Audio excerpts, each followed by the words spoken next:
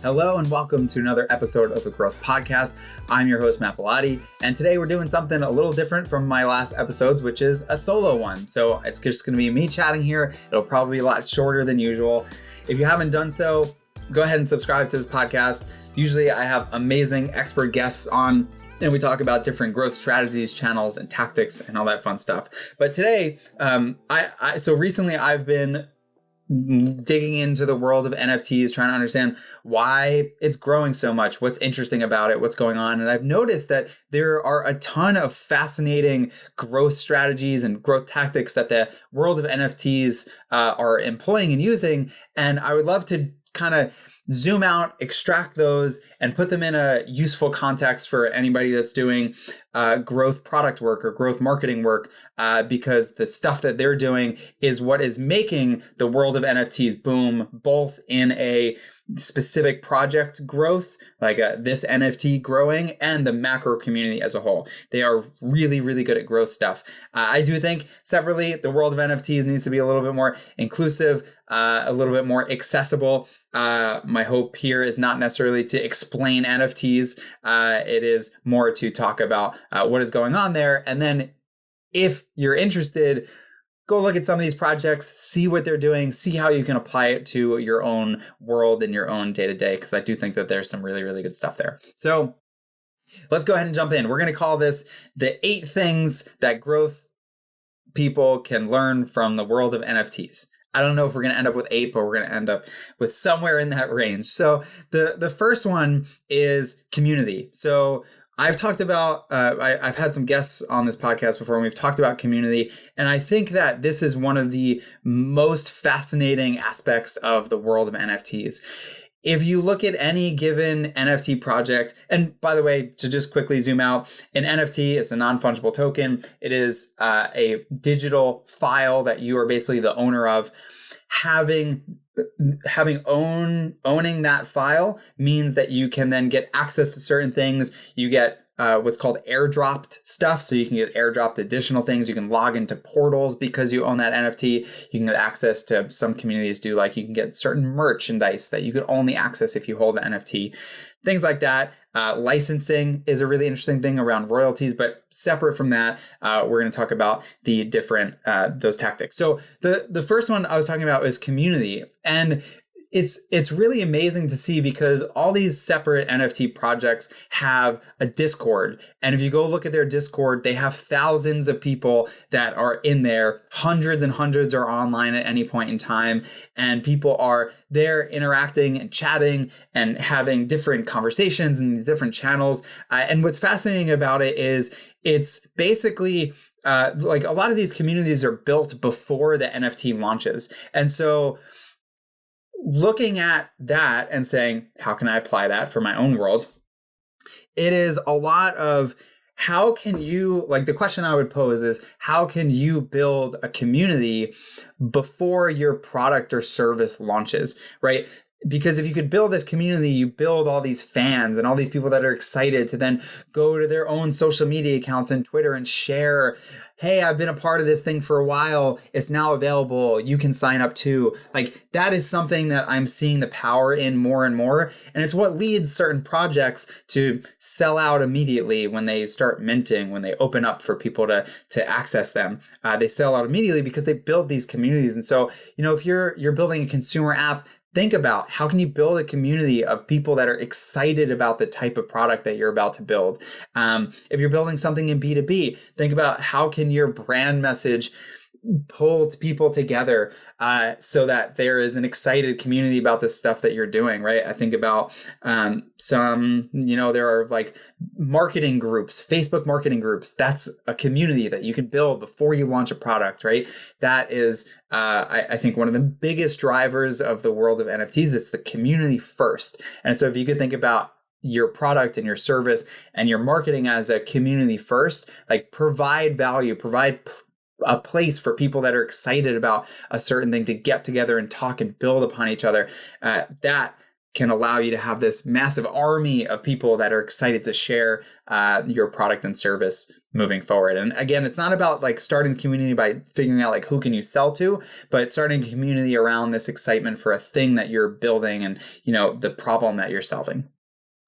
The next is, which I think ties into the community piece, is pitching for future value. So leading with future value. A lot of these NFT projects that are taking off that aren't just like, own this image, it's cool, you know, look at it when you want. A lot of these other ones are pitching future value. So a lot of these NFT projects, the ones that are taking off, have these public roadmaps. So they have a public roadmap. You can go to their website and you could see, here's what we're doing. They all have like phase 0, phase 1, phase 2, phase 3. They have it broken out sometimes by months. They have it broken out by, here's what we're doing next year. And I think that is another really fascinating way to drive the value of what they are creating and the perceived value and the future value, right? It's not about just what can this thing do for me today? It's what will I get by becoming a part of this, by becoming a user, by becoming an owner, by adopting this product or service.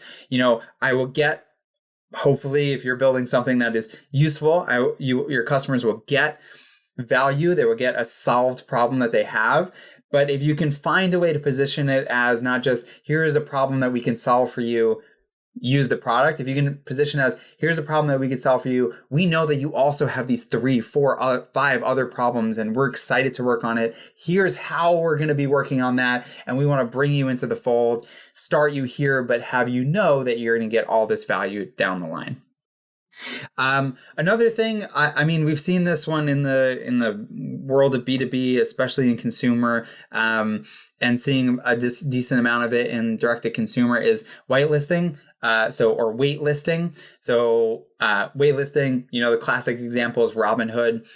They made this super long wait list. They still do with all their product launches today. You basically get thrown on a wait list, and then they unlock, your ability to sign up for the product or use the service as time goes on. And a lot of these NFT communities are doing a similar thing. They're saying, we're going to be minting, so creating 10,000 NFTs, 10,000 of this NFT.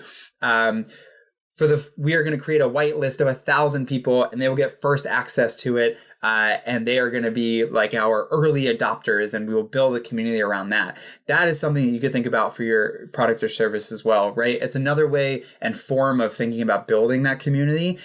You can create this super early adopter segment, right? And give them special access to features, right? So maybe you think about the first 1,000 people that sign up for your product are going to get beta access indefinitely, right? And you build a system to make sure that they always get the products early. That is the kind of thinking that you can have around that. The next is scarcity. This one's a little bit more tricky in like a B2B or direct-to-consumer context.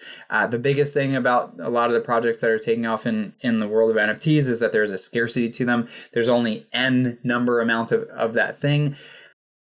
Obviously, you don't want to say that you could only have 1,000 customers, that only 1,000 customers can sign up, but I would think about it from a marketing perspective or a product perspective. Is there something that you can offer that does have scarcity?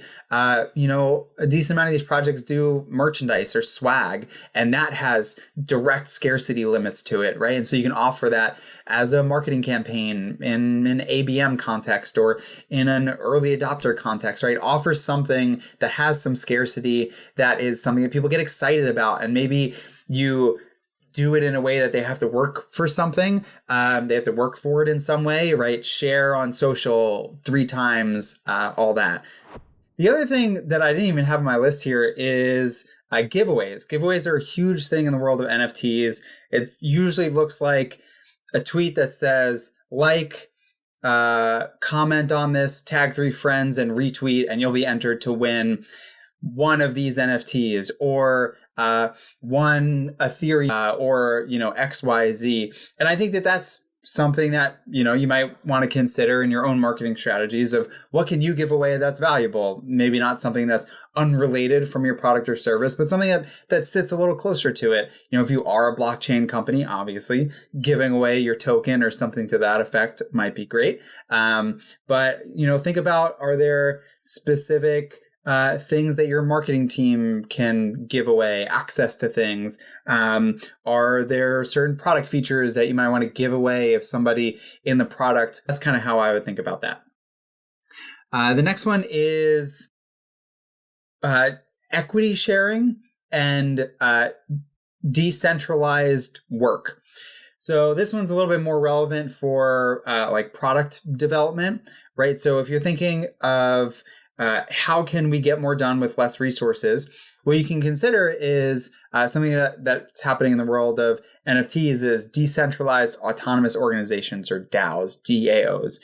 And the idea behind it is there's this basically a pool of equity, and you get some by completing certain tasks. So if you think about this from a marketing perspective, can you create some like system of equity or access to stuff that if people do certain marketing things on your behalf, right? If you can get influencers to take XYZ action, they can get access to some of that. If in the product, if you have them, you could even think about it from a development perspective. If you have people do X, Y, or Z, growth product experiment or create X content, they get as well. Another one is expanding ecosystem. So this one's really fascinating. I mean, it's kind of fundamental to how we think about products, especially SaaS today, is you get access to it, you pay for it, and then you get this expanding ecosystem of new features and things like that. And it's something that I continue to see parallels with certain NFT projects like the Bored Ape community. That whole thing is they started with Bored Apes and then they airdropped. So other thing, they basically airdropped people another NFT that they can combine with their first one. And then it gave them something completely brand new. And it opened up the ecosystem even further. It let other people in, let other people have access to it. So I know that might sound a little bit unclear, a little bit muddy, but the takeaway there is see if you can find ways to not just expand the ecosystem of your product or service over time, but prove that value, show that value, and continue to grow it. And then the last thing, which kind of ties into this last one that I just talked about, is surprise value. So a lot of these NFT groups and communities, if you own one, they can airdrop you something. So they can just send something to the wallet where that NFT is held. So if I hold one NFT from some project, they can airdrop me a new file. They can airdrop me something like here's an example. Ethereum name service, ENS. So this is the thing on Twitter that you may or may not have seen where people have, their name.eth. It's basically a domain. I'd sort of think about it as like a Twitter or a Venmo handle for, or a Twitter handle for crypto. It's like your address. It's where you can go to like send something to somebody's wallet or, see what they have in their wallet, see the transactions. But anyway, ENS basically did a thing where they created a token and then they airdropped those tokens to everybody that had already purchased a domain from them before, thus creating this value. It was a surprise thing. It was something that got the community really excited. It was a thing that NFT Twitter was talking about like crazy. So I would think about it from, are there these like surprise value moments that you can create and provide for your users, for your customers, that get people talking, get people excited, get them sharing that, oh, I just got this really cool thing from this product that I use, right? That surprise element and unexpected element of new value is something that I think can be a big strategy that's borrowed from that group.